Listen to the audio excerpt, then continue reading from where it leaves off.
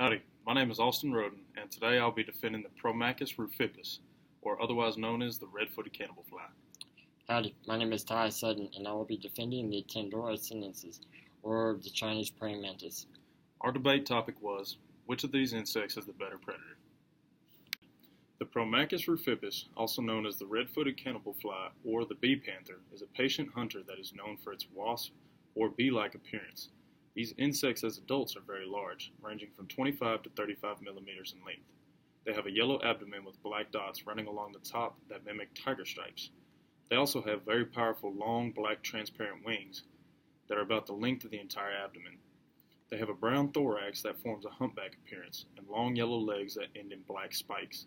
On their head, they have very large black eyes and a straw-like beak that they insert into their prey and dispense neurotoxins and enzymes that liquefy the insides of their prey, which they then suck out as their meal. Adult cannibal flies lay their eggs in soil near grass roots for protection, and when they hatch, the larvae burrow into the ground where they eat many pests such as white grubs and other insects. After a short time, they will enter the pupal stage before shortly emerging as a full-grown adult. These predators are very patient and are known to perch on anything such as windows and fences to branches and plant stems in order to observe their surroundings in order to catch their prey.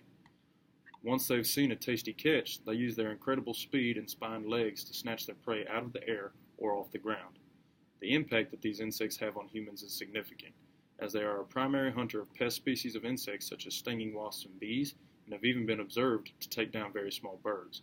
The larval stage of this insect eats in-ground pests, and therefore this species is very helpful when it comes to clearing out pests. Some unique characteristics of this species are their wasp and bee-like appearance, allowing them to lure some bees and wasps into thinking they're friendly, and warding off potential predators that may think the fly will sting them. They also have spined legs that help them to catch their prey and extremely large wings that enable them to be very fast in the air. The most interesting fact I found about these insects is the neurotoxins in their bite, which can even help them take down prey that is way larger than themselves. The Chinese praying mantis is a perfect example of a predator insect. They quietly and motionlessly wait for their victim to approach, and with a blink of an eye they successfully grab and kill their prey. The biology of a Chinese praying mantis is quite unique. They can easily camouflage with vegetation or wooded areas. Their front wings are all brown, but on the borderline of the louder stripes are green. They average 4.3 inches in length, with females averaging slightly larger than males. They're weighing less than 4 grams. As typical with any mantis, they are capable of rotating their heads at an entire 180 degrees in order to have a hawk-eye view of their surroundings. The Chinese praying mantis is the largest mantis in North America, making them formidable predator insect. The life history of the Chinese praying mantis shows originally came from China, hence their name. Around 1986, this insect was accidentally introduced by a nurseryman at Mount Airy in Philadelphia, Pennsylvania. The behavior is to sit and wait for its prey. They are mostly active during the daylight hours, and even though they have wings, the females are completely flightless, while the males are able to fly for breeding purposes.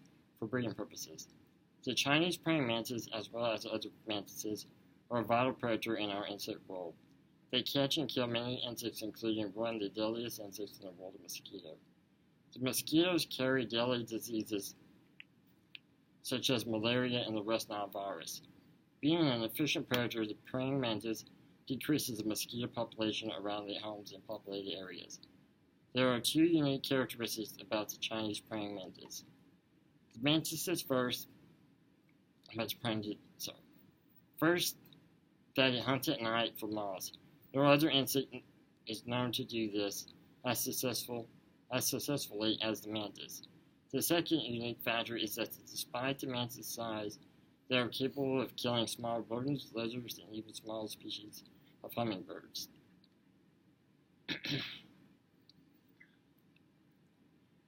So our first question, number 1. Why do you believe the cannibal is a better predator than the Chinese praying mantis? Well, in my opinion, I think the cannibal fly is a better predator because it has more abilities than the praying mantis itself.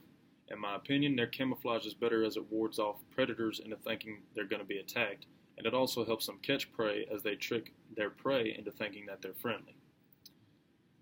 I also believe that since cannibal flies have spiked appendages on all 6 legs and not just the front 2, that they are better suited to catch and hold any species of prey that they catch in order to keep them from escaping. I believe the final ability that gives them an edge over the mantis, despite the mantis's larger size, is the neurotoxins that can be deposited into their prey with the cannibal fly's bite. While these 2 species have very similar watch and wait hunting patterns, I think that the combination of all these abilities gives it a slight edge over the praying mantis, and even allows it to kill prey that is larger than the cannibal fly itself. Why do you believe that the Chinese praying mantis is a better predator than the red-footed cannibal fly? I think the Chinese praying mantis is a better predator because of its killing abilities. It has been known to take down animals much larger than itself, such as rodents, lizards, frogs, and small species of hummingbirds. I think its camouflage is also better suited for stealth in vegetation areas, and that the cannibal stands out against its surroundings. These insects also kill off pests that are known to be harmful to humans, such as mosquitoes. I also think that while the spines on the cannibal fly are helpful, the Chinese praying mantis has much more strength in its spined arms, which can be helpful in attacks from predators. And it also has long grip appendages, which will help it snatch and hold prey that is farther from reach. What research has come from studying cannibal flies, and how can they help impact human society, for question number 2? As far as impacting human society, the cannibal fly is very helpful in eliminating stinging pests and large amount of insects that can become too overpopulated in residence areas. As an adult, the cannibal fly is known to hunt down many different types of insects, including wasps and bees. While bees are beneficial to plants due to their pollination habits, having too many bees in an area where they are not welcome can be bothersome, especially if they've stung humans in a residential area. In the larval stage of the cannibal fly's life cycle, they are known to eliminate underground pests that can harm crops and the roots of beneficial plants. These pests can include white grubs and other types of insect larvae. Research on this insect has been mostly over its hunting habits, impressive size, and biological makeup. They have also done research on the enzymes and neurotoxins that can sometimes be found in its bite. What is the Chinese praying mantis's impact on human society, and what research is being done on these insects? The Chinese praying mantis are beneficial to humans because they remove large numbers of mosquitoes and flying pests. It's extremely important that they remove these pests because mosquitoes are known to transmit lethal diseases to humans. Chinese praying mantises are so beneficial to agriculture, they can even be bought in order to protect crops and gardens from pests. One downfall from having non-native praying mantises in a field or a garden is that researchers are finding that some types of mantises are killing off small species of beneficial birds that can also remove pests or bring pollen to other beneficial plants. These insects are also able to remove rodents, lizards, and snakes that can be harmful to humans or crops. The research being done on these insects is how beneficial they can be in protecting areas of agriculture and what the negative side effects of having these insects can also be.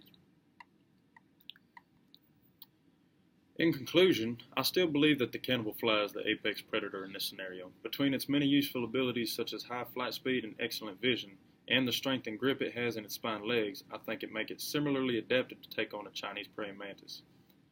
I also believe that since this bug is so fast, it would be difficult for the praying mantis to catch it. And I think, I will say though that the Chinese mantis has better stealth camouflage because, it's got that green that blends into the foliage. But both of these insects have very similar predatory patterns and similar dietary habits, but the fact that the cannibal fly can take down bees and wasps is impressive on its own. And add in the ability to dispense neurotoxins, and I think that the cannibal fly becomes a bad mamma jamma. I think he's a winner on this one. So, for my opinion, the Chinese praying mantis is an extraordinary little predator insect. They are very beneficial to our everyday lives in the aspects of controlling detrimental or disease-bearing pests, such as mosquitoes or pestering flies buzzing around your back porch. Researchers are studying why Chinese praying mantises are killing small birds, especially in the hummingbird species. Scientists are puzzled by this unusual behavior and are even worried about the depopulation of some species, however. As far as being a better predator, I think the immense strength, large size, and better camouflage make the insect a better predator than the red-footed cannibal fly. While the cannibal fly is quick and has spikes and toxins, I think that once the praying mantis got a grip on it, the cannibal fly will be unable to escape or fight back. That's our debate. We hope y'all enjoyed. Thank you.